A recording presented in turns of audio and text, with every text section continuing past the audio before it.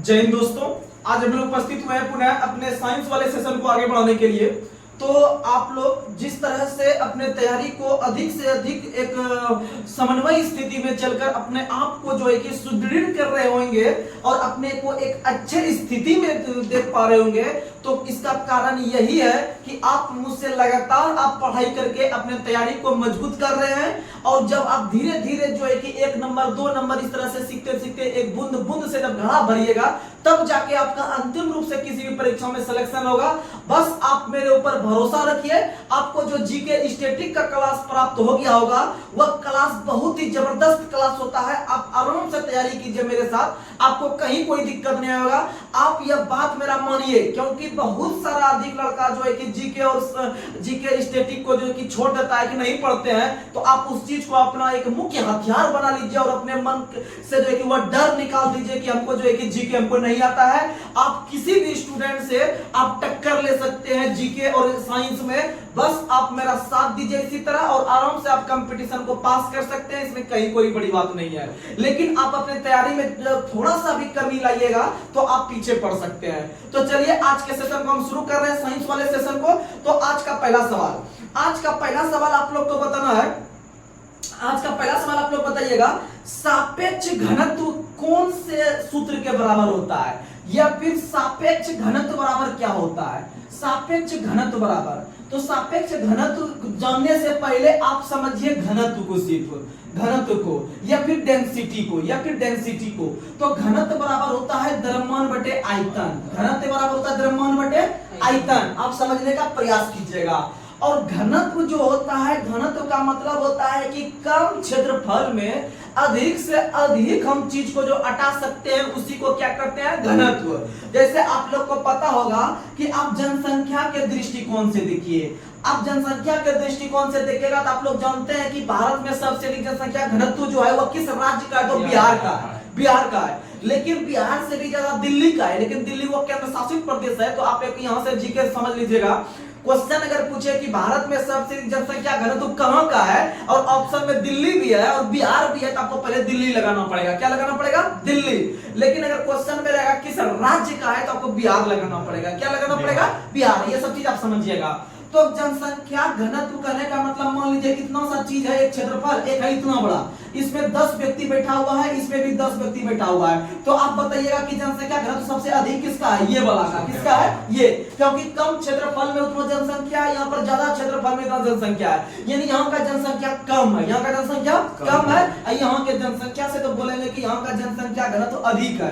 तो जनसंख्या घनत्व या फिर घनत्व बराबर होता है द्रव्यमान बटे आयतन, यानी कि उस वस्तु का द्रव्यमान कितना है जो कि उस आयतन में अटा हुआ है, यानी उस भाग में या फिर उस एरिया में अटा हुआ है।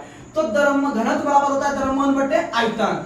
और द्रव्यमान को हम लोग केजी में मापते हैं। किसमें मापते हैं, केजी में। और आयतन को किसमें मापते हैं, मीटर क्यूब में। किसमें मापते हैं, मीटर क्यूब में। यानी और क्षेत्रफल को मापते हैं मीटर स्क्वायर में, क्षेत्रफल को मीटर स्क्वायर में। और आयतन को मापते हैं मीटर क्यूब में। इसीलिए हो गया केजी पर मीटर क्यूब जो हो गया वह आपका किसका मात्रक हो गया, बताइएगा, घनत्व का। किसका मात्रक, घनत्व का। इस पे आप न्यूमेरिकल भी बना सकते हैं कि किसी वस्तु का द्रव्यमान दे देगा 10 केजी, आयतन दे देगा 5 मीटर क्यूब, तो बोलेगा घनत्व, दोनों को भाग दीजिएगा तो आंसर आ जाएगा, ये चीज। लेकिन अगर सापेक्ष घनत्व बराबर सूत्र पूछेगा, तो सापेक्ष घनत्व बराबर याद रखना है कि पदार्थ का घनत्व, पदार्थ का घनत्व। और सापेक्ष का मतलब होता है किसी से तुलना करना, किसी का तुलना नहीं करता है कि नदी के सापेक्ष एक नाव की चाल, इसका मतलब नाव का तुलना पानी के साथ किया जा रहा है। तो उसी तरह से याद रखेगा, सापेक्ष घनत्व बराबर होता है आपका पदार्थ का घनत्व बटे पानी का घनत्व, याद रखेगा। नीचे पानी का घनत्व रखना, यानी कि जिस भी पदार्थ का निकालना है उसको ऊपर रखेंगे और पानी का घनत्व हमेशा नीचे रखेंगे। पानी का घनत्व कहां रखेंगे, नीचे। और याद रखेगा घनत्व बराबर होता है द्रव्यमान बटे आयतन, यानी केजी पर मीटर क्यूब। आप याद रखने का प्रयास कीजिएगा। और अपेक्षिक घनत्व का अगर हम बात करते हैं, अपेक्षिक घनत्व का अगर हम बात करते हैं, तो अपेक्षिक घनत्व का कोई भी मात्रक नहीं होता है। अपेक्षिक घनत्व का कोई भी मात्रक नहीं होता है, लेकिन अपेक्षिक घनत्व को मापने वाला एक यंत्र है। अपेक्षिक घनत्व को मापने वाला एक यंत्र है जिसका नाम है हाइड्रोमीटर। क्या नाम है, हाइड्रोमीटर, हाइग्रो गो नहीं, गो अलग चीज होगा। अपेक्षित आर्द्रता का जब बात करेंगे तो हाइग्रोमीटर होगा, और अपेक्षित घनत्व का बात करेंगे तो हाइड्रोमीटर होगा, हाइड्रोमीटर। और आपका अगर अपेक्षित आर्द्रता का बात करेंगे, आर्द्रता का बात करेंगे तो हाइग्रोमीटर हो जाएगा, हाइग्रोमीटर याद रखिएगा, हाइग्रोमीटर आप याद रखने का प्रयास कीजिएगा। चलिए अगला क्वेश्चन, अगला क्वेश्चन आप लोग को बताना है 1 न्यूटन बराबर कितना होता है। अच्छा कोई बात नहीं, इसको भी हम सॉल्व करते हैं। क्वेश्चन है 1 न्यूटन बराबर, 1 न्यूटन बराबर वाट यानी कितना होता है, समझिएगा 1 न्यूटन बराबर कितना होता है, आप अच्छा समझिएगा। आप लोग को पता है यहाँ पर ये क्या हमको लिखा हुआ है, न्यूटन, क्या लिखा हुआ है। अब आप बताइएगा कि न्यूटन जो मात्रक होता है, हम 1000 बार रट पाए, वो बल का मात्रक होता है। किसका मात्रक होता है, बल का। अच्छा बल, अब बल यानी एफ, बल यानी एफ, एफ आपको बताया है, और एफ बराबर सूत्र बताया एम ए, एफ बराबर क्या बताया है, एम ए बताया है। एम का मतलब होता है मास, मास यानी द्रव्यमान, मास यानी द्रव्यमान, और ए का मतलब एक्सेलरेशन यानी त्वरण, त्वरण याद रखिएगा, त्वरण। वही बात करते हैं आप, द्रव्यमान को क्या लिखते हैं, केजी, क्या लिखते हैं, केजी, और त्वरण को क्या लिखते हैं, मीटर पर सेकंड स्क्वायर, मीटर पर सेकंड स्क्वायर। अब मीटर पर सेकंड इसका त्वरण को हम कैसे लिखे आप वो भी समझिए। आप लोग को पता है कि त्वरण जो कहते हैं, त्वरण जो कहते हैं वो वेग में परिवर्तन के दर को जो कहते हैं वो क्या कहते हैं, त्वरण। वेग में परिवर्तन के दर को त्वरण कहते हैं। इसका मतलब आपको पता है कि वेग बटे समय इसको कहते हैं, क्या कहते हैं, वेग बटे समय। और वेग को हम लोग मापते हैं मीटर प्रति सेकंड में, और समय को मापते हैं सेकंड में। और ये वाला एस आपका नीचे उठ के आ जाएगा, तो ये एस यहाँ से खत्म हो जाएगा, यानी ये हो गया मीटर पर सेकंड स्क्वायर। यानी त्वरण को सीधा क्या बोल सकता है, मीटर प्रति सेकंड स्क्वायर। आइए यहाँ पर समझिए, ये हो गया द्रव्यमान के लिए केजी, त्वरण के लिए मीटर पर सेकंड स्क्वायर। तो अब आप इसको बोल सकते हैं केजी मीटर पर सेकंड स्क्वायर, जो होता है वह 1 न्यूटन का मान होता है। किसका मान होता है, 1 न्यूटन का मान होता है। यानी 1 न्यूटन बराबर 1 केजी मीटर पर सेकंड स्क्वायर, 1 केजी मीटर पर सेकंड स्क्वायर, याद रखिएगा। वहीं अगर हम बात करते हैं आपका, वहीं अगर हम बात करते हैं कि वेग में परिवर्तन के दर को, वेग में परिवर्तन के दर को हम लोग त्वरण कहे, क्या कहे, त्वरण कहे। वेग में परिवर्तन के दर को त्वरण कहे, लेकिन संवेग में परिवर्तन को, संवेग में परिवर्तन को, संवेग में परिवर्तन को आवेग कहेंगे, क्या कहेंगे, आवेग। लेकिन इसमें भी अब हम दर को लगाने जा रहे हैं, इसमें दर नहीं लगाए। संवेग में परिवर्तन को, संवेग में परिवर्तन को आवेग कहते हैं, लेकिन संवेग में परिवर्तन की दर को, संवेग में परिवर्तन की दर को, संवेग में परिवर्तन के दर को बल कहते हैं, क्या कहते हैं, बल कहते हैं, क्या कहते हैं, बल कहते हैं। आप समझने का थोड़ा सा प्रयास कीजिएगा, आप समझिएगा। सबसे पहले आपको हम संवेग समझाते हैं। संवेग में हम दर यानी समय से भागेंगे, बल के बराबर होना चाहिए, तो समझिएगा, समझिएगा। जब आप इस तरह से समझिएगा, तोड़ के तो आप कोई भी क्वेश्चन आएगा तो इस तरह आप बना सकते हैं। तो संवेग आप लोग को पता है कि संवेग, और संवेग जो होता है वह आपका जो है कि आवेग में परिवर्तन के दर के बराबर संवेग। और संवेग का आपको एक और सूत्र दे दिए हैं, P बराबर mv, हम बार-बार बताते हैं P बराबर mv, P बराबर mv। और P बराबर mv जो है, इसको हम अगर जब हम समय से भाग देंगे तो ये मेरा पूर्णा चाहिए, पूर्णा चाहिए नहीं पूर्णा चाहिए, देखिएगा ये पूर्ण जाएगा ma के बराबर, क्योंकि f बराबर ma होता है, ये ma के बराबर पूर्ण जाएगा ये चीज। देखिएगा कैसे, तो देखिएगा P बराबर mv, m यानी मास हो गया, मास को किस में लिखते हैं, केजी में, और v यानी वेलोसिटी यानी वेग, और वेग को लिखते हैं मीटर प्रति सेकंड। अब प्रति सेकंड को एक नीचे दे दिया, कोई दिक्कत नहीं। अब देखिएगा 1 सेकंड मेरा कहां है, नीचे है, 1 सेकंड मेरा कहां है, नीचे। यानी ये जो हो गया आपका संवेग में परिवर्तन का दर हो गया, क्योंकि दर लगाए तो समय से एक्स्ट्रा भाग दिया है। ये जो पूर्ण चाहिए किसके बराबर पूर्ण चाहिए, बल के बराबर। तो देख लेते हैं, तो इसको हम लोग लिख सकते हैं केजी मीटर पर सेकंड स्क्वायर, केजी मीटर पर सेकंड स्क्वायर। और जब आप बल को तोड़िएगा तो F बराबर ma लिखते हैं, और m को जो लिखते हैं वो केजी लिखते हैं, और फिर त्वरण को लिखते हैं मीटर पर सेकंड स्क्वायर, यहाँ भी लिखे हुए हैं। तो देखिए मीटर पर सेकंड स्क्वायर, क्या ये और ये दोनों बराबर नहीं हुआ, आपस में हुआ कि नहीं हुआ। यानी आप बोल सकते हैं संवेग में परिवर्तन के दर को बल कहते हैं, संवेग में परिवर्तन के दर को बल कहते हैं, लेकिन आपका आवेग में परिवर्तन को क्या कहते हैं, संवेग। आवेग में परिवर्तन को संवेग, और आवेग का मात्रक होता है न्यूटन सेकंड। आवेग का मतलब क्या होता है, न्यूटन सेकंड। आवेग का मतलब न्यूटन सेकंड होता है, याद रखने का प्रयास कीजिएगा। चलिए अब आगे बढ़ते हैं। अगला सवाल, अगला सवाल आप लोग को बताना है, कौन सा पादप हार्मोन कोशिका विभाजन में सहायता करता है, साइटोकाइनिन, साइटोकाइनिन। अगला सवाल आप लोग को बताना है कि हमारे शरीर में जो हर्पिस रोग होता है वह किस अंग को प्रभावित करता है, त्वचा। इसको पता है, त्वचा। और वही त्वचा हमारे शरीर का सबसे बड़ा अंग है, सबसे बड़ा अंग है। हम बात करते हैं त्वचा का, तो त्वचा जो है हमारे शरीर का सबसे बड़ा अंग है। और सबसे बड़ा अगर पूछेगा आपका ग्रंथि कौन है, यकृत। सबसे बड़ा ग्रंथि यकृत है, सबसे बड़ा अंग जो है कि त्वचा है। अगर आपसे पूछेगा हमारे शरीर का सबसे बड़ा हड्डी कौन है, तो आप बताइएगा कि मेरा फीमर का हड्डी है, जिसे उरु का अस्थि के नाम से भी जानते हैं। वही अगर बात करते हैं कि हमारे शरीर की सबसे बड़ी मांसपेशी कौन सी है, तो सबसे बड़ी मांसपेशी आपका ग्लूटियस मैक्सिमस है, ग्लूटियस मैक्सिमस है, याद रखिएगा। आगे बढ़ते हैं। और हमारे शरीर में मांसपेशी की संख्या 639, कितना होता है, 639। और मांसपेशी में आपका मायोसिन नाम का अम्ल होता है, या फिर आप लोगों को पता है कि मांसपेशी में लैक्टिक अम्ल होता है। कौन सा अम्ल होता है, लैक्टिक अम्ल होता है। और दूध और दही में भी लैक्टिक अम्ल होता है, और जो कि लैक्टोबैसिलस के कारण दही जम जाता है। आगे बढ़ते हैं। त्वचा का जो रंग जो होता है वो मेलानिन के कारण, किसके कारण, मेलानिन के कारण। और त्वचा के ऊपर में आपका एपिडर्मिस नाम का जो है कि परत पाया जाता है। किस नाम का, एपिडर्मिस। तो याद रखिएगा एपिडर्मिस नाम का जो परत त्वचा के ऊपर, और त्वचा का कलर जो निर्भर करता है मेलानिन के ऊपर। किसके ऊपर, मेलानिन। अच्छा, अगर बात करते हैं बाल हो गया, ये आपका उंगली का जो ये नाखून होता है ये हो गया, या फिर गाय जानवर का जो सींग होता है वो किस उत्तक का बना होता है, केराटिन का बना होता है, केराटिन, कैरोटीन नहीं। कैरोटीन का जो होता है, कैरोटीन वो दूध का पीला रंग कैरोटीन के कारण, दूध का सफेद रंग केसिन के कारण, और याद रखिएगा दूध का जो पाचन हमारा शरीर में होता है वो रेनिन नाम के जो एंजाइम से, रेनिन नाम के एंजाइम में। देखिएगा, सुनिएगा, कंफ्यूजन दूर। रेनिन, रोइकन और सिकन, रेनिन एक होता है रेजिन। रेजिन जो है वह स्याही बनाने में काम आता है। कौन सी बनाने में, स्याही बनाने में, जो स्याही लिख रहे हैं स्याही बनाने में काम आता है। और रेनिन नाम का हार्मोन वो दूध का पाचन करवाता है, दूध का पाचन। और याद रखिएगा दूध में विटामिन सी नहीं पाया जाता है, दूध में आपका विटामिन डी पाया जाता है। क्या पाया जाता है, ऐसे विटामिन ए थोड़ा मात्रा में पाया जाता है, बी भी पाया जाता है, लेकिन अधिक मात्रा में दूध में डी पाया जाता है, क्योंकि विटामिन डी में जो है वह कैल्शियम मिलता है। और कैल्शियम जो मिलता है वह हड्डी के लिए मजबूत है। वही सूर्य की रोशनी जो मिलता है आप लोग को हड्डी को सुरक्षित रखने के लिए। और विटामिन डी का रासायनिक नाम कैल्सीफेरॉल से ही कैल्शियम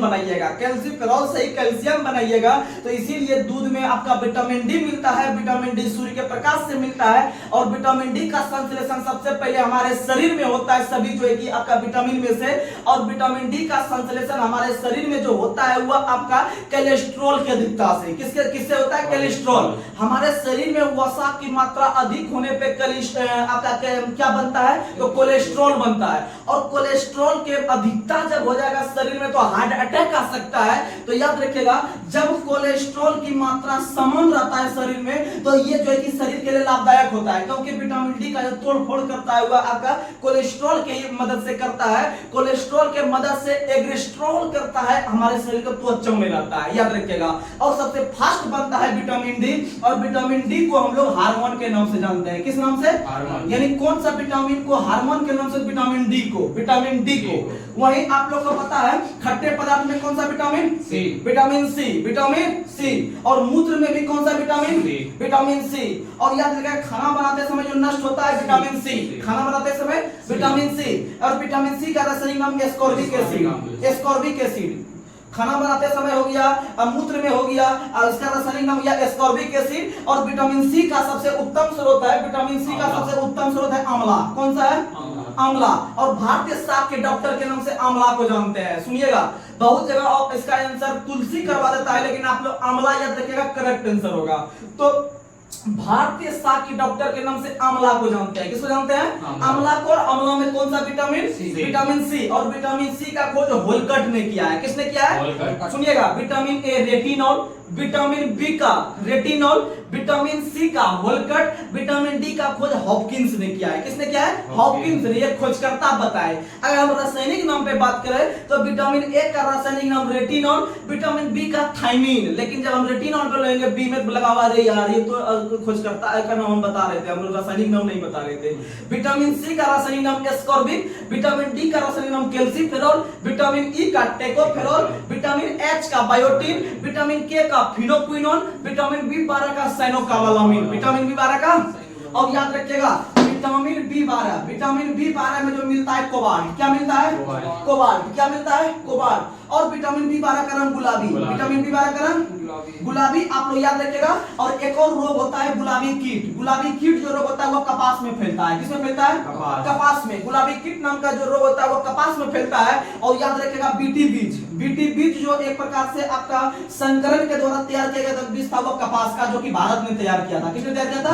भारत ने। याद रखिएगा, बहुत मस्त क्वेश्चन। बीटी बीज कपास से, बीटी बीज कपास से। और कपास का सबसे अधिक उत्पादन गुजरात कौन करती है? काली कपासी मिट्टी पर सबसे बढ़िया फसल कौन उगती है? कपास। और कपास को सफेद सोना, कपास को सफेद सोना के नाम से जानते हैं। और कपास बीज से निकलता है। किससे निकलता है? बीज से निकलता है। याद रखने का प्रयास कीजिएगा। चलिए आगे बढ़ते हैं। अगला क्वेश्चन आप लोग को बताना है। अगला क्वेश्चन, जब हम किसी वस्तु को नीचे से ऊपर की ओर फेंकते हैं तो जी का मान क्या होता है? अच्छा, जब नीचे से ऊपर फेंक रहे हैं समझिएगा तो जी का मान जो होता है वो घटता है। क्या होता है? घटता है। लेकिन आप कंफ्यूज कर जाते होंगे, आप इसको थोड़ा डिटेल से समझने का प्रयास कीजिएगा। तो आप लोग को बता दें, जब हम किसी वस्तु को नीचे से ऊपर फेंकते हैं तो वहां पर जी कम करना शुरू कर देता है, या ऊपर से कोई वस्तु नीचे आता है तो जी का मान कम करना शुरू कर देता है। क्योंकि आपको हम पहले भी बता चुके हैं कि जी का जो जब हाइट पे जाता है वहां पर स्थिति ऊर्जा काम करती है। कौन काम करती है? स्थिति ऊर्जा। क्योंकि वहां पर आपका एच में हाइट लगा हुआ है और हाइट के साथ क्या लगा हुआ है? जी, यानी छोटी जी लगा हुआ है, यानी गुरुत्व जनित त्वरण छोटी जी लगा हुआ है, जिसका मान आपको बता चुके हैं 9.8 मीटर पर सेकंड स्क्वायर होता है। क्योंकि यह भी एक प्रकार का त्वरण है। यह एक प्रकार का क्या है? त्वरण है। क्योंकि त्वरण और जो होता है आपका जो है कि त्वरण और जो छोटी जी होता है दोनों का वैल्यू, दोनों का जो यूनिट होता है दोनों का सेम होता है। पिछले दिन हम बता चुके हैं। तो समझिएगा यहाँ पर थोड़ा सा अच्छा समझिएगा।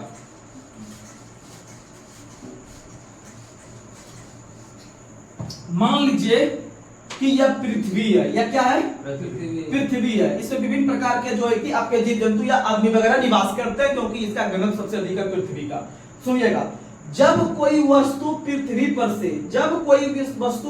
पर से नीचे से ऊपर की ओर फेंका जाए, कहां फेंका जाए? नीचे से जब ऊपर की ओर फेंका जाए तो छोटी जी का जो मान है, या इसी को कभी कभी हम लोग ए भी लिख लेंगे न्यूमेरिकल बनाने में, तो कोई बड़ी गलती हम नहीं कर देंगे क्योंकि दोनों का मान सेम होता है। क्योंकि दोनों को एक बोल सकते हैं, ए मतलब एक्सीलरेशन यानी त्वरण, और जी का भी मान त्वरण ही होता है। ठीक है, लेकिन इसको हम ऊंचाई के बढ़ने के क्रम में ए को नहीं लिखेंगे। जब मान लीजिए कि किसी वस्तु को हम धकेलते इधर से समतल पे ही जब धकेलेंगे बॉल के तरह, इसे फुटबॉल के तरह, तो वहां पर ए काम करेगा। क्या काम करेगा?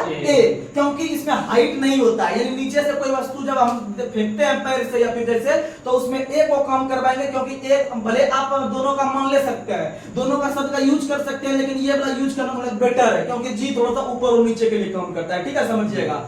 तो किसी वस्तु को जब नीचे से ऊपर की ओर फेंकेंगे तो जी का मान हमेशा नेगेटिव में जाएगा। किस में जाएगा? नेगेटिव में। अच्छा कंटेंट दे रहे हैं, याद रखिएगा।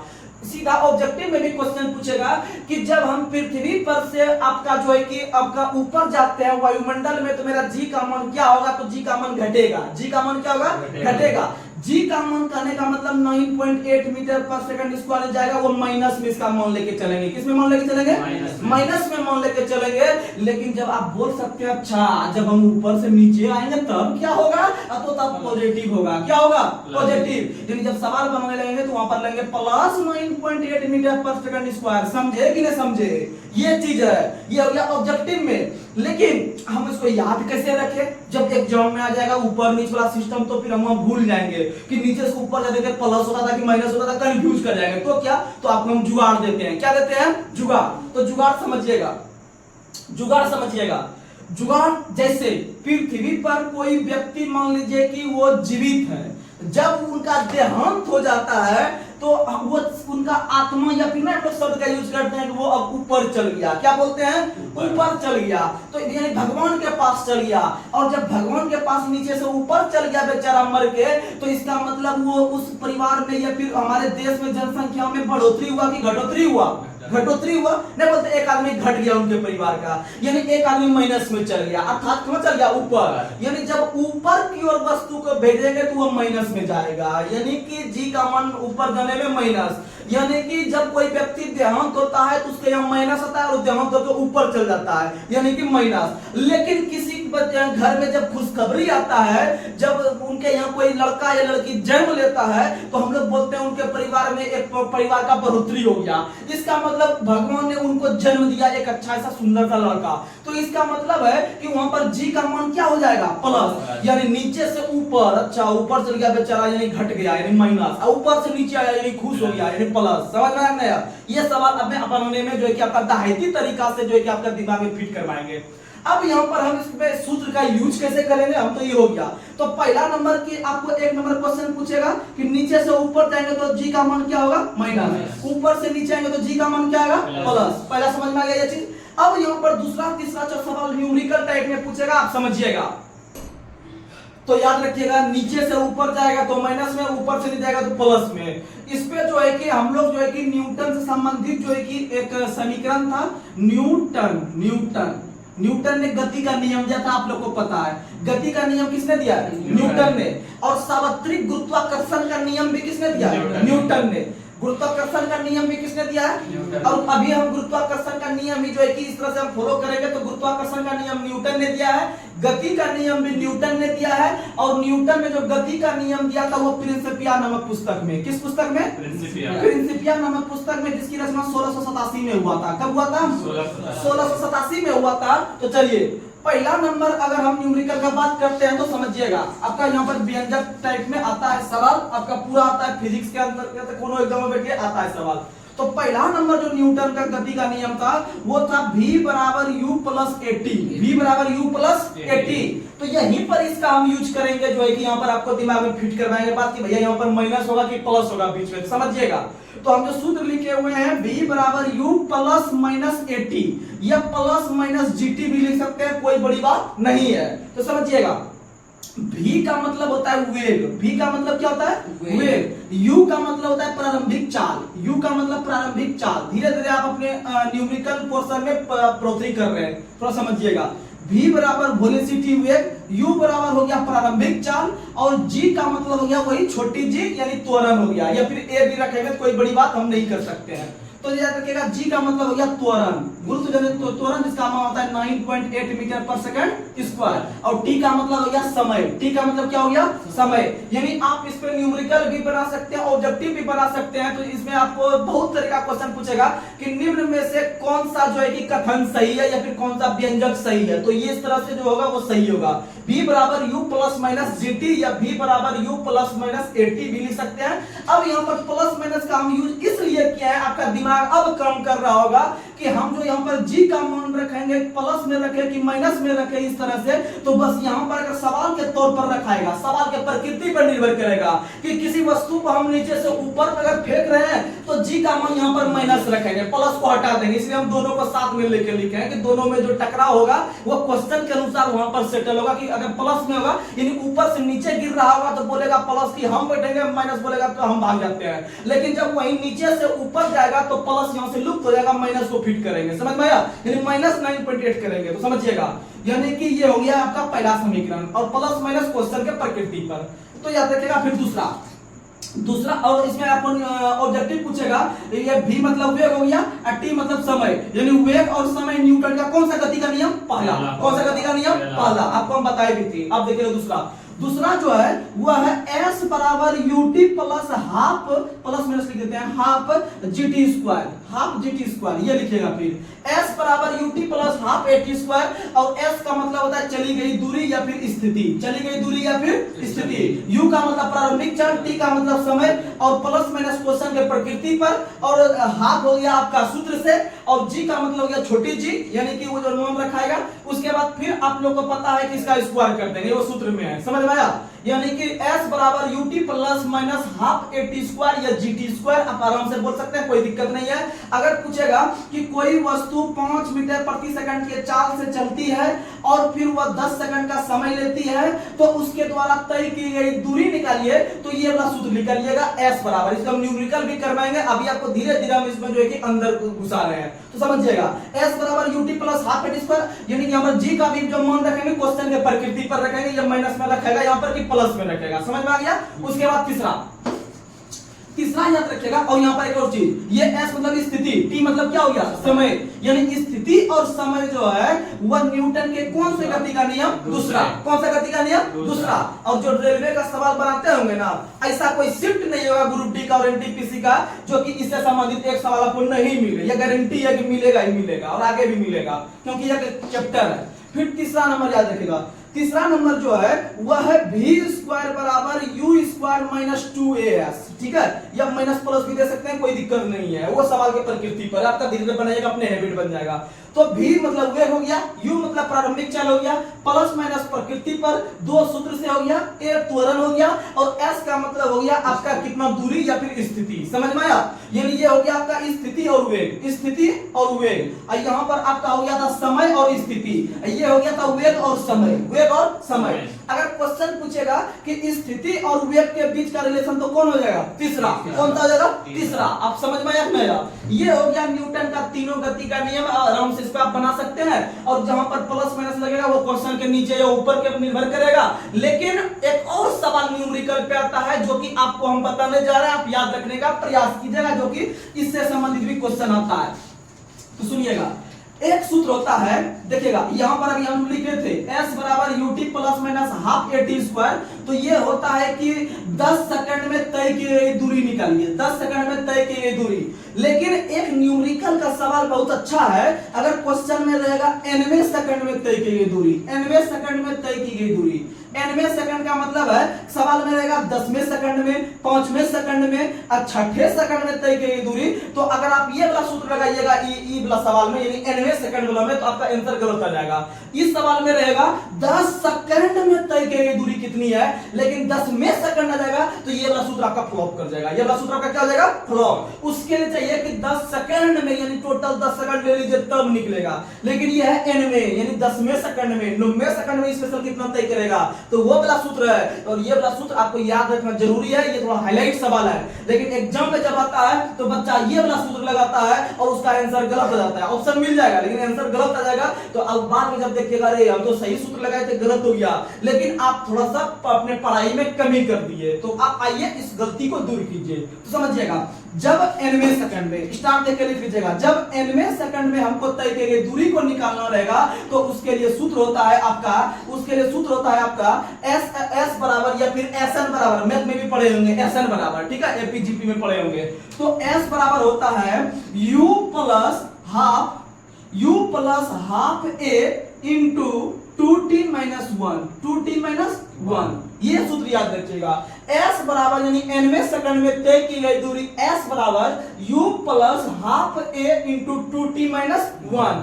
ये एकदम याद रखना ही रखना है 100%। और ऐसे तो ये तीनों इंपॉर्टेंट है ही अपने आप में, लेकिन ये भी उसी से कम नहीं है। तो इसीलिए nवें सेकंड में जहां लगे तो आप आराम से बना सकते हैं। तो चलिए अगला सवाल, अगला सवाल पे आते हैं हम लोग। अगला सवाल आप लोग बताइएगा, सार्वत्रिक गुरुत्वाकर्षण नियतांक बड़ी जी, सार्वत्रिक गुरुत्वाकर्षण नियतांक बड़ी जी कहने का मतलब जिसका मान सभी जगह क्या होता है? समान, सभी जगह समान। तो सभी जगह जो समान होता है बड़ी जी का मान, इस मान को हम बताए थे आपके पास नरेंद्र मोदी स्क्वायर बटे केजरीवाल स्क्वायर वाला। तो वो जो मान दिया था, यानी कि बड़ी जी का जो मान होता है वह होता है 6.67 10 पे power minus 11 newton metre square, यानी नरेंद्र मोदी स्क्वायर बटे केजरीवाल स्क्वायर। इस मान को देने वाले व्यक्ति कौन है? तो इस मान को देने वाले व्यक्ति हैं कैवेंडिश। कौन है? कैवेंडिश। लेकिन सार्वत्रिक गुरुत्वाकर्षण नियतांक दिया है आपका न्यूटन ने। किसने दिया है? न्यूटन ने। लेकिन इसका मान किसने दिया है, कितना वैल्यू होता है, वो दिया है कैवेंडिश ने। किसने दिया है? और हाइड्रोजन का खोज भी कैवेंडिश, हाइड्रोजन का खोज भी कैवेंडिश ने किया है। लेकिन हाइड्रोजन बम का खोज बोलेगा एडवर्ड टेलर, हाइड्रोजन बम का खोज बोलेगा तो एडवर्ड टेलर। और याद रखिएगा, आपको हम जुगाड़ देते हैं। बहुत बच्चा आज कमेंट में भी देख रहे थे, बहुत बच्चा कंफ्यूज हो रहे थे, परमाणु बम कौन सी धम पे कार्य करता है और हाइड्रोजन बम कौन सी धम पे कार्य करता है, हम उसको यहां समझाते हैं। सुनिएगा, एक है परमाणु बम, एक है परमाणु बम, एक है हाइड्रोजन बम, एक है हाइड्रोजन बम। तो सुनिएगा, परमाणु में कितना अक्षर है? 4 अक्षर। कितना अक्षर है? 4 अक्षर। और याद रखिएगा, परमाणु बम सबको याद होता है कि यह परमाणु विखंडन पे है। परमाणु बम जो है वह विखंडन पे है, नाप के विखंडन पे है। लेकिन परमाणु बम जो है नाम के विखंडन के साथ साथ उसके ऑप्शन के आगे नियंत्रित लगा देता है और अनियंत्रित लगा देता है, तब बच्चा अनियंत्रित हो जाता है। फिर क्या मारे नहीं मारे हड़बड़ करने लगता है। हम तो आए पढ़ के परमाणु विखंडन सिर्फ, यहाँ पर लिख दिया है अनियंत्रित विखंडन अनियंत्रित विखंडन। अब क्या होगा? तो अब यही होगा जो हम करने जा रहे हैं, समझिएगा सुनिएगा।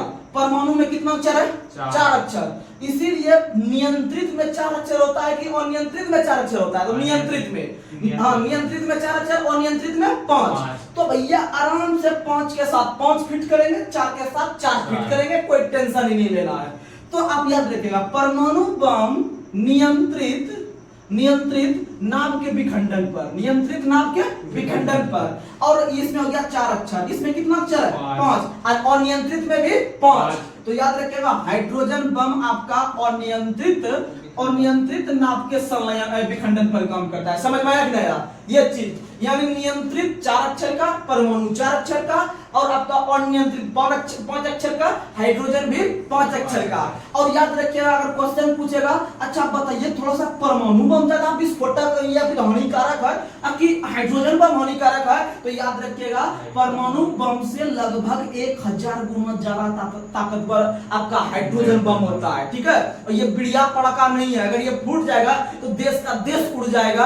आप लोग को पता है परमाणु बम जब पहली बार 1945 में 6 अगस्त और 9 अगस्त को हिरोशिमा और नागासाकी पे गिराया गया था। 9 से 9 अगस्त नागासाकी, 9 अगस्त को नागासाकी, और जब 9 अगस्त नागासाकी को लिया तो 6 अगस्त हिरोशिमा, 6 अगस्त हिरोशिमा। तो याद रखिएगा कि वो सिर्फ एक शहर को उड़ाया था परमाणु बम ने 1945 में जापान के अंदर। और वहीं पर जब हाइड्रोजन बम फूट जाता तो हाइड्रोजन बम जो है कि पूरा जापान वगैरह को उड़ा के रख देता, वो पूरे देश को तबाही कर देता। क्योंकि यह किस पर है? अनियंत्रित। क्योंकि इसको कंट्रोल करना बहुत ही मुश्किल है, कंट्रोल करना बहुत ही, और कंट्रोल यानी नियंत्रित जो कर सकते हैं सिर्फ किसको? परमाणु को। समझ में आया कि नहीं आया? और ऐसे भी जानते हैं परमाणु बम उस समय बनवे ने किया था। परमाणु बम जो सॉरी हाँ, जिस समय परमाणु बम फोड़ा गया था 1945 में, उस समय हाइड्रोजन बम है ही नहीं था अमेरिका के पास, क्योंकि हाइड्रोजन बम का आविष्कार 1952 में हुआ है। ठीक है, एडवर्ड टेलर ने। और जो है कि परमाणु बम का आविष्कार 1945 में, याद रखिएगा परमाणु बम का जिस वर्ष खोज हुआ था उसी साल उसका जो है कि क्या कहते हैं उसको लॉन्च भी कर दिया, यानी कि किसी पे जो है कि देख के ट्राई भी कर लिया, यानी कि उसका जाके ट्राई भी कर लिया। लेकिन हाइड्रोजन बम का खोज जो हुआ था 1952 में एडवर्ड टेलर ने किया था, और जो है कि परमाणु बम का खोज आपका 1945 में किया था जो कि ऑटो हॉर्न वगैरह ने। तो आप लोग याद रखने का प्रयास कीजिएगा, ये क्वेश्चन था। चलिए आगे बढ़ते हैं, आगे बढ़ते हैं। अगला क्वेश्चन आप लोग को बताना है सोडियम को किस में रखा जाता है? तो देखिएगा जानते हैं हकीकत में बच्चा कंफ्यूज करता है। एक होता है सोडियम, एक होता है आपका फास्फोरस। ठीक है, तो फास्फोरस में एक होता है सफेद फास्फोरस। सुनिएगा बच्चा कंफ्यूज करता है, हम जानते हैं कौन कंफ्यूज करता है। एक आता है सोडियम, सोडियम का परमाणु संख्या 11 होता है। कितना होता है? 11। सुनिएगा सोडियम, पोटेशियम, मैग्नीशियम, यानी जिसके लास्ट में मोर लगा रहता है वो अणुचुंबक तो है ही, और अधिकतर जो लास्ट में मोर लगा रहता है वो सबका खोजकर्ता डेवी है। कौन है? डेवी है। जिसके लास्ट में मोर आता है अधिकतर का खोजकर्ता डेवी है, याद रखिएगा। जैसे सोडियम का खोजकर्ता भी डेवी है, याद रखिएगा। और वही डेवी जो कि पहली बार 2 बर्फ के टुकड़े को जो है कि आपस में चिपकाकर जो है आपस में दबाकर चिपका दिया था, याद रखिएगा। अच्छा क्वेश्चन है। पहला क्वेश्चन पूछेगा किस वैज्ञानिक ने पहली बार 2 बर्फ के टुकड़े को आपस में जो है कि जोड़कर या फिर आपस में दबाकर जो है कि चिपका दिया था? तो बोलिएगा डेवी ने। और यह बताया था कि जब 2 बर्फ के टुकड़े को आपस में चिपकाया जाता है तो उसका गलनांक घट जाता है। उसका गलनांक क्या होता है? घट जाता है। यह भी अच्छा क्वेश्चन है, ऑब्जेक्टिव में पूछता है। जब 2 बर्फ के टुकड़े को आपस में हम लोग दबाते हैं या आपस में चिपकाते हैं तो दोनों का गलनांक क्या हो जाता है? घट जाता है। और यह बताने वाला पहला व्यक्ति था आपका डेवी। कौन था? डेवी। और सोडियम के खोजकर्ता भी कौन है? डेवी। मैग्नीशियम के खोजकर्ता भी कौन है? डेवी, याद रखिएगा। और सोडियम का परमाणु संख्या 11 होता है। कितना होता है? 11। और आप लोग को बता दे कि सोडियम क्या बताने जा रहे थे अभी? सोडियम मतलब जितना भी m बताती है, हाँ, जिसका लास्ट में मो लगा रहता है उसका खोजकर्ता कौन है? डेवी। नहीं, और कुछ बोल रहे थे क्वेश्चन। सोडियम, हाँ, सोडियम और कैल्शियम, सॉरी फास्फोरस।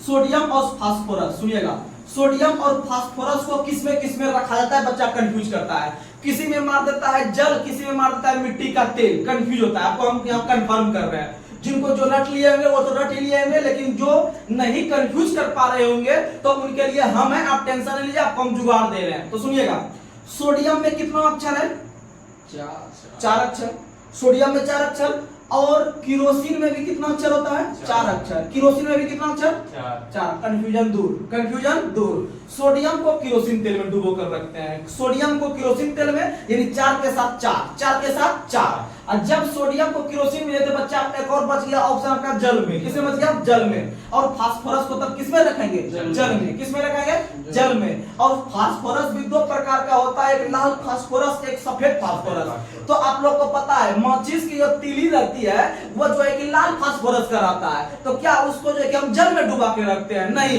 तो इसका मतलब रखते हैं किसको है, तो सफेद फास्फोरस को, किसको रखते हैं, सफेद फास्फोरस। और फास्फोरस का परमाणु संख्या 15, फास्फोरस का परमाणु संख्या 15। और अगर आपसे क्वेश्चन पूछे कि फास्फोरस का संयोजित इलेक्ट्रॉन कितना होता है, तो आप लोग ये कमेंट में बता सकते हैं, उसके बाद फिर आपको जो है कि हम आगे बताने का भी काम करेंगे, तो आप लोग आराम से जो है कि तैयारी कीजिएगा। चलिए आगे, अगला क्वेश्चन आप लोग को बताना है कि अमोनियम क्लोराइड जो है किस प्रकार से शुद्ध किया जाता है, ऊर्ध्वपातन, किस प्रकार से, याद रखिएगा, कपूर हो गया, उसके बाद फिर आपका नेफ्थलीन हो गया, फिर आपका अमोनियम क्लोराइड हो गया, ये सब जो है ये सब ऊर्ध्वपातन विधि से। और ऊर्ध्वपातन यानी सब्लिमेशन का मतलब है कि ठोस पदार्थ से सीधे गैस में, ठोस से सीधे गैस में, याद रखिएगा, सब्लिमेशन यानी ऊर्ध्वपातन। आगे बढ़ते हैं, अगला क्वेश्चन आप लोग को बताना है। अगला क्वेश्चन बताइए, कौन सा मछली केवल समुद्र में पाई जाती है, देखिएगा, डॉग फिश। कौन सा, डॉग फिश, डॉग फिश मछली है। और भारत के अंदर में सबसे अधिक जो मछली का उत्पादन होता है वह रेहू मछली का, किस मछली का, रेहू मछली का, यानी कि व्यापार के दृष्टिकोण से उत्पादित किया जाने वाला सबसे अधिक मछली कौन सी है, रेहू।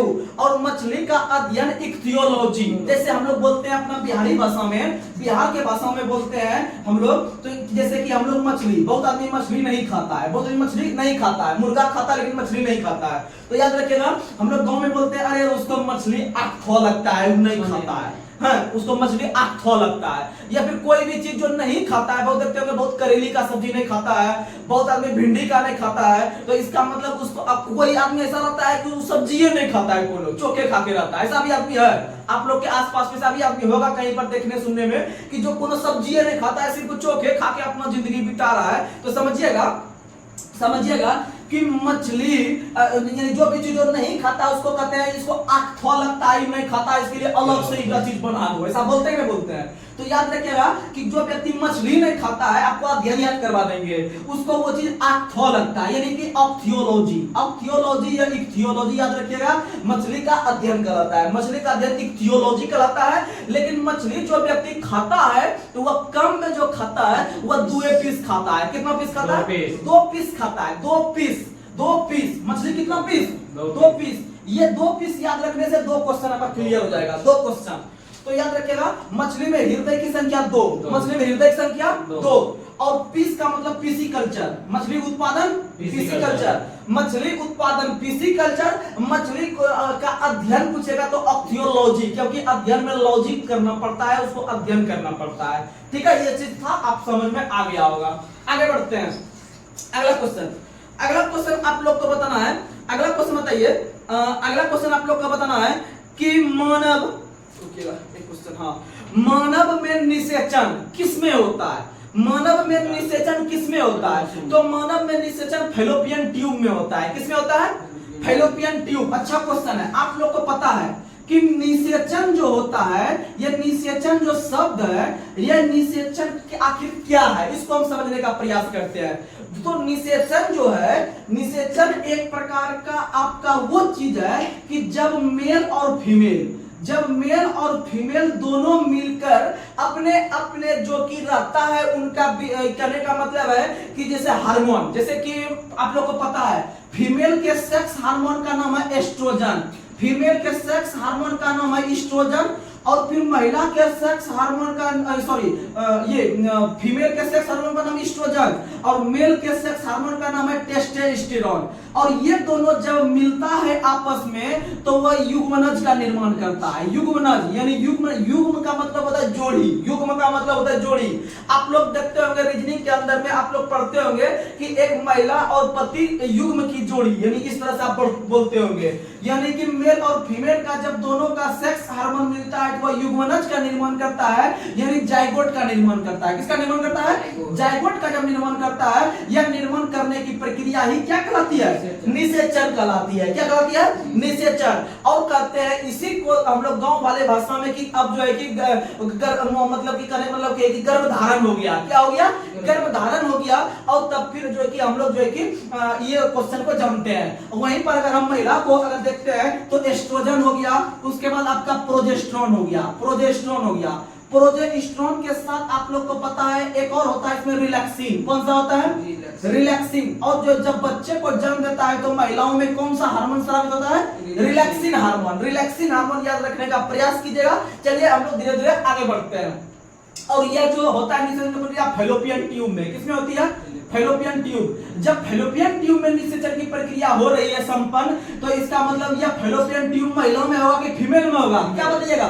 फीमेल में। किसमें होता है? फीमेल में। आप लोग याद रखने का प्रयास कीजिएगा। आगे बढ़ते हैं। अगला क्वेश्चन, किसी तल के लंबवत कार्य करने वाला बल को उत्क्षेप बल कहते हैं। क्या कहते हैं? उत्क्षेप बल। यानी जब लंबवत कार्य करते हैं एक दूसरे के बीच, इस तरह से जब काम होता है, अर्थात 90 डिग्री पर जब काम होता है, आप लोग को पहले भी बता चुके हैं 90 डिग्री का W बराबर FS cos थीटा। यानी कि जब cos थीटा का मान 90 होता है, यानी कि जब लंबवत काम करता है एक दूसरे के ऊपर, तो हम बोलते हैं कि इसको उत्क्षेप बल बोलते हैं। कौन सा बल बोलते हैं? उत्क्षेप बल। उत्क्षेप बल बोलते हैं। याद रखने का प्रयास कीजिएगा। आप लोग बताइए दाब बराबर क्या होता है? बल बटे क्षेत्रफल। दाब बराबर बल बटे क्षेत्रफल। दाब बराबर बल बटे क्षेत्रफल। और बल का मतलब होता है न्यूटन और क्षेत्रफल का होता है मीटर स्क्वायर। यानी दाब बराबर बोल सकते हैं न्यूटन पर मीटर स्क्वायर। न्यूटन पर मीटर स्क्वायर आप याद रखने का प्रयास कीजिएगा। चलिए आगे बढ़ते हैं। अगला क्वेश्चन आप लोग को बताना है। अगला क्वेश्चन आप लोग बताइए, जब एक वस्तु दोनों सिरे से पकड़कर खींची जाती है तो उस पर लागू बल को खिंचाव बल कहते हैं। क्या कहते हैं? खिंचाव बल। जैसे मान लीजिए कि आप बचपन में देखते होंगे एक रस्सी है, एक रस्सी में दो आदमी इधर से खींच रहा है, दो आदमी इधर से खींच रहा है, तो इसको कौन सा बल कहेंगे? खिंचाव बल। कौन सा बल कहेंगे? खिंचाव बल। और आप लोग को पता है उठाए गए हथौड़े में कौन सा रहता है? स्थिति। उठाए हुए हथौड़े में स्थिति, लेकिन चलते हुए हथौड़े में गतिज ऊर्जा। कौन सी ऊर्जा? गतिज ऊर्जा रहती है। और जब स्थितिज ऊर्जा और गतिज ऊर्जा को दोनों को जोड़ के देखेंगे तो उसको बोलेंगे यांत्रिक ऊर्जा। क्या बोलेंगे? यांत्रिक। याद रखिएगा, गतिज ऊर्जा प्लस स्थितिज ऊर्जा बराबर होता है यांत्रिक ऊर्जा। क्या होता है? यांत्रिक ऊर्जा। याद रखिएगा। चलिए आगे बढ़ते हैं। अगला क्वेश्चन आप लोग को बताना है, ओजोन का आणविक द्रव्यमान कितना होता है? ओजोन का आणविक द्रव्यमान तो आप सट से बोलिएगा ओजोन। अच्छा, O3 वही O3 है जिसका गंध आपका सड़े हुए मछली की तरह होता है। सड़े हुए मछली की तरह ओजोन का गंध होता है, जो कि आपका समताप मंडल में होता है। और इसको मापते हैं डॉप्सन में। किसमें मापते हैं? डॉप्सन में। और गर्मी के दिन में इस परत की मोटाई बढ़ जाती है। क्या होती है? बढ़ जाती है। याद रखिएगा। और ओजोन परत का जो सूत्र होता है O3 होता है। और O3 का मतलब O में जो है कि आपका 3 परमाणु लगा हुआ है, तो इसका मतलब सबसे पहले हम इसका परमाणु संख्या ज्ञात करते हैं, उसका दुगुणन करेंगे और उसको 3 से गुणा कर देंगे तो मेरा द्रव्यमान आ जाएगा। तो ऑक्सीजन का परमाणु संख्या O से ऑक्सीजन O से 8, O से ऑक्सीजन O से 8, उससे एक कम नाइट्रोजन, उससे एक कम नाइट्रोजन, यानी नाइट्रोजन का परमाणु संख्या 7 और 8 हो गया ऑक्सीजन। तो अच्छा 8 ये हो गया परमाणु संख्या। द्रव्यमान में जोड़ने के लिए इसको 2 से क्या करेंगे? गुना। क्या करेंगे? गुना।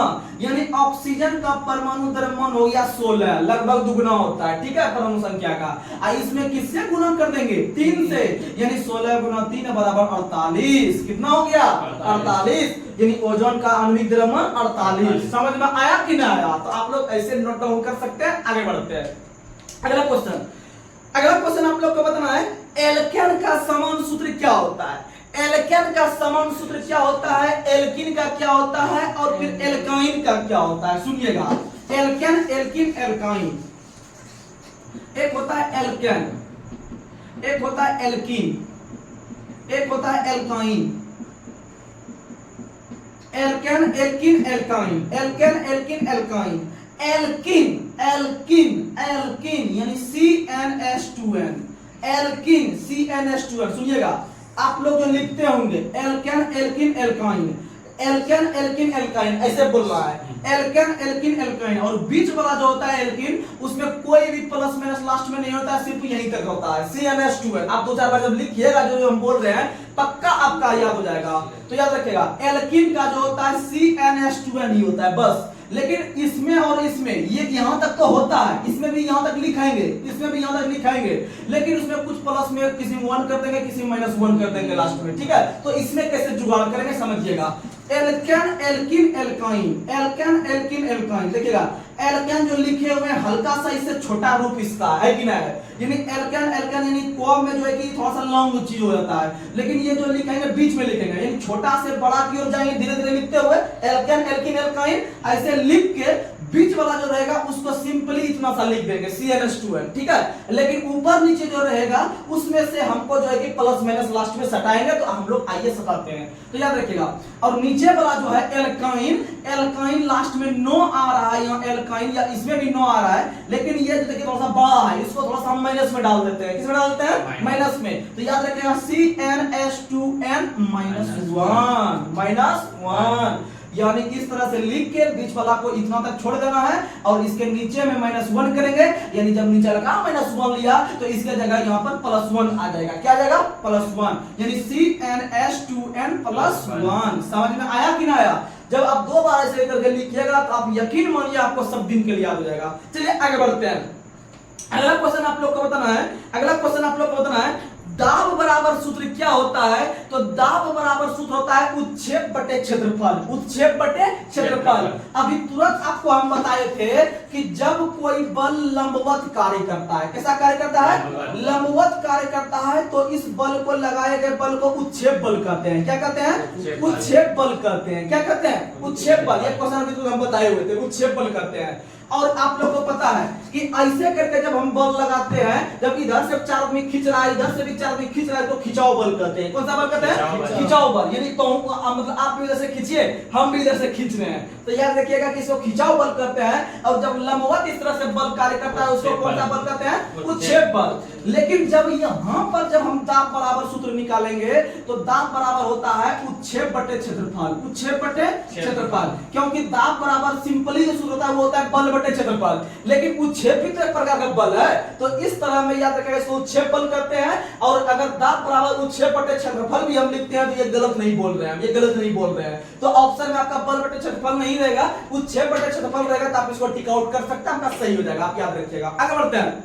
अगला क्वेश्चन आप लोग को बताना है, किसी वस्तु द्वारा कार्य करने की क्षमता, किसी वस्तु द्वारा कार्य करने की क्षमता। अच्छा, यह किसी वस्तु में निहित ऊर्जा किस पर निर्भर करती है?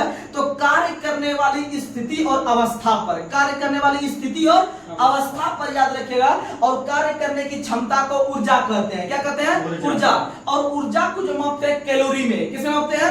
कैलोरी में। और कैलोरी को कभी कभी शॉर्ट में KCL भी लिख देते हैं, कोई बड़ी बात नहीं है, ठीक है। कैलोरी इसको कहते हैं। जो कैलोरी के माप के आधार पर ही आपका जो है कि मजदूरी वगैरह जो है कि फिक्स किया जाता है, कि जो हार्ड वर्क करता है उसको 3600 कैलोरी चाहिए और महिला को 3000 कैलोरी चाहिए। तो इस तरह से जो है कि आपका बंटवारा किया जाता है आपका कैलोरी के आधार पर कार्य को, याद रखिएगा। और गरीबी और अमीरी को भी कैलोरी के आधार पर भी हम लोग इकोनॉमिक्स में पढ़ेंगे, तो टेंशन नहीं लेना है आपको। आगे बढ़ते हैं। अगला क्वेश्चन आप लोग को बताना है कि निम्नलिखित में से किसमें उत्तल दर्पण का प्रयोग किया जाता है? तो उत्तल दर्पण का प्रयोग साइड मिरर में, किसमें करते हैं? साइड मिरर में। लेकिन अवतल दर्पण का प्रयोग करते हैं गाड़ी के हेडलाइट में, गाड़ी के हेडलाइट और सर्च लाइट। गाड़ी के हेडलाइट और सर्च लाइट दोनों में करते हैं हम लोग अवतल का, लेकिन बगल वालों में करते हैं उत्तल का। वो बगल वालों में क्या करते हैं? उत्तल का। और मानव नेत्र में उत्तल लेंस लगा हुआ रहता है। कौन सा लेंस? उत्तल लेंस लगा हुआ रहता है। और आप लोग को बता दे कि उत्तल लेंस जो है वह वास्तविक एवं उल्टा प्रतिबिंब बनाता है, वास्तविक एवं उल्टा बनाता है। अब बात करते हैं हम लोग मानव के आंख में जो रोग होता है उसको हम एक बार ट्रिक के माध्यम से यहाँ पर देखने का प्रयास करते हैं, क्योंकि अक्सर बच्चा कंफ्यूज करते होंगे। तो सुनिएगा, बस लगातार रहिए ना, आपको एहसास हो जाएगा कि कैसे कंपटीशन निकलता है, ठीक है। कोई बड़ी बात नहीं, हम कोई बड़े टीचर नहीं है, लेकिन उतना जरूर है कि आपको एग्जाम निकलवा सकते हैं और खुद निकाल के बैठे हुए हैं। आप जिस भी वनडे एग्जाम का तैयारी कर रहे हैं हम टोटल एग्जाम निकाल के बैठे हुए हैं। चलिए आगे, अगर आगे आरपीएफ का वैकेंसी आया है तो आरपीएफ भी एग्जाम में निकाल के बैठे हुए हैं, आपका एसआई कांस्टेबल दोनों। एनटीपीसी का बात कीजिएगा तो एनटीपीसी भी निकाले हुए हैं। उस दिन बिहार दरोगा का फिजिकल था जो है कि मेरा दानापुर के अंतर्गत में, इसीलिए जो है कि वहां से मेरा सेंटर दे दिया था इंदौर, वहां पर हम आ नहीं सकते थे मेंस देने के लिए एक ही दिन 16 जून को 2022 के अंदर में, इसीलिए हम लोग एनटीपीसी छोड़ दिए। हम दरोगा का फिजिकल किए लेकिन उसमें हम बाहर हो गए तो इसीलिए थोड़ा सा दिक्कत हो गया, और कोई बात बड़ी बात नहीं है। चलिए अब आगे देखते हैं। अगला क्वेश्चन हम बोल रहे हैं आंख से संबंधित रोग देखना है। कौन सा रोग? आंख से संबंधित रोग देखना है। थोड़ा सा देख लेते हैं कौन कौन सा लेंस किसमें उपयुक्त होता है, थोड़ा आराम समझिएगा। तो आप लोगों को पता है कि सबसे पहले याद रखिएगा निकट दृष्टि दोष, फिर याद रखिएगा दूरदृष्टि दोष, फिर याद रखिएगा आपका जरा दूरदर्शिता, जरा दूरदर्शिता, जरा दूरदर्शिता, और उसके बाद याद रखिएगा अबिंदुकता, अबिंदुकता, अबिंदुकता। ये 4 रोग आता है जो कि एग्जाम में बहुत कंफ्यूज करता है। बच्चा आपको ट्रिक्स आज बता देंगे कि किसमें कौन सा लेंस का प्रयोग किया जाता है, आराम से करके आ जाइएगा। उसके बाद धीरे धीरे हम आगे भी बढ़ेंगे। तो सुनिएगा, निकट, दूर, जरा दूरदर्शिता, अबिंदुकता। तो निकट दृष्टि दोष और दूर दृष्टि दोष में बच्चा कंफ्यूज करता है। इसका सबसे पहले आप इंग्लिश याद रख लीजिएगा। इसका इंग्लिश होता है मेट्रोपिया। क्या होता है? मेट्रोपिया। यह सीधा क्वेश्चन पूछता है कि निकट दृष्टि दोष को किस रोग के नाम से जानते हैं, तो मेट्रोपिया। यानी इसका इंग्लिश में होता है, आप इंग्लिश भी याद रखिएगा तो क्वेश्चन सॉल्व हो जाएगा। यानी निकट दृष्टि दोष को मेट्रोपिया कहते हैं। अब मेट्रोपिया में जब यानी निकट में जब हाइपर जोड़ दीजिएगा यानी दूर जोड़ दीजिएगा, क्या जोड़ दीजिएगा? दूर। यानी इसमें याद रखिएगा हाइपर मेट्रोपिया, हाइपर मेट्रोपिया के नाम से दूरदृष्टि दोष को समझ में आया कि नहीं आया? यानी मेट्रोपिया छोटा है तो निकट नजदीक वाला, और दूरदृष्टि दोष यानी हाइपर मेट्रोपिया, थोड़ा सा अंदर से भी रिकॉल करके चलना पड़ेगा तो आराम से याद हो जाएगा। तो सुनिएगा, इसके लिए ट्रिक देते हैं, नी देऊ, नोट डाउन कीजिएगा, गारंटी है एग्जाम में आएगा। नी देऊ जवा अवे, ये 4 रोग है, चारों के लिए हम जो है कि यहां से समझ लिए। तो देखिएगा, नी से निकट दृष्टि दोष, ओ से अवतल, ओ से अवतल लेंस, दो से दूरदृष्टि दोष, उ से उत्तल। अरे यार ये तो गजब का ट्रिक है। उसके बाद जो बुआकर जवा, जो से जरा दूरदर्शिता। अब बुआकर बुएका ना है, बुआकर बुएका यहां देखने के लिए मिलेगा, हाँ थोड़ा अच्छा से। जो बुआकर जवा नहीं कहते लहसुन का जवा, थोड़ा सा दाल छोक लेते हैं, रहता तो मजा आता खाने में। तो जो बुआकर जवा यानी कि जरा दूरदर्शिता, बुआकर से क्या मारेंगे? Bifocal lens. क्या मारेंगे? Bifocal lens. और बाइफोकल लेंस को भी द्विफोक्सी लेंस कहते हैं। क्या कहते हैं? द्विफोक्सी लेंस। टेंशन नहीं लेना है। फिर अबंधुकता, अच्छा अबोए का बे नहीं कहते हैं, ह बे जरा थोड़ा सा देखते हैं क्या है नहीं है यहाँ का बेटर, यानी कि अबोए का अबे, यानी अ से अबंधुकता, अब बोए का से बेलनाकार, बोए का से बेलनाकार, और बेलन का आयतन होता है पाई स्क्वायर एच, बेलन का आयतन होता है पाई स्क्वायर एच, और बेलन का वक्र पृष्ठ होता है 2 पाई आर एच। क्या होता है? 2 पाई आर एच। आप याद रखने का प्रयास कीजिएगा। और 2 पाई आर स्क्वायर में जब पाई स्क्वायर जोड़ दीजिएगा तो बेलन का संपूर्ण पृष्ठफल निकल जाएगा। आगे आप देखिएगा, तो निकट दृष्टि दोष अवतल लेंस नी, अच्छा, दूरदृष्टि दोष उत्तल लेंस देऊ, जवा जरा दूरदर्शिता बाइफोकल लेंस, अबे अबिंदुकता बेलनाकार लेंस। समझ में आया? वहीं पर आंख में और रोग होता है, ग्लूकोमा। कौन सा रोग? ग्लूकोमा। उसके बाद ट्रेकोमा। कौन सा रोग होता है? ट्रेकोमा। फिर रतौंधी। कौन सा रोग होता है? रतौंधी। उसके बाद होता है जीरोथेल्मिया। क्या होता है? जीरोथेल्मिया। और ये दोनों जो रोग होता है विटामिन ए की कमी से। किससे होता है? विटामिन ए की कमी से। और ग्लूकोमा का हिंदी में नाम होता है रोहा। जो बोल रहे हैं याद रखिएगा, रोहा। ग्लूकोमा का एक हिंदी में नाम होता है रोहा। इसीलिए क्वेश्चन पूछेगा कि रोहा किस अंग की एक बीमारी है, तो आंख का। किसका है? आंख का। और भारत के अंदर में रोहा नाम का एक जगह भी है। रोहा नाम से, रोहा से मंगलोर तक भारत में जो है कि आपका ट्रेन चलती है कोंकण रेलवे। कोंकण रेलवे का नाम सुने होंगे। कोंकण रेलवे जो है कि आपका रोहा से मंगलोर तक चलती है, जिसकी लंबाई 760 किलोमीटर है। और जो है कि आपका कोंकण रेलवे का मुख्यालय नवी मुंबई में है। आप लोग ये सब याद करते हुए, इसका स्थापना 1998 में हुआ था, 1998 में, 1998 में।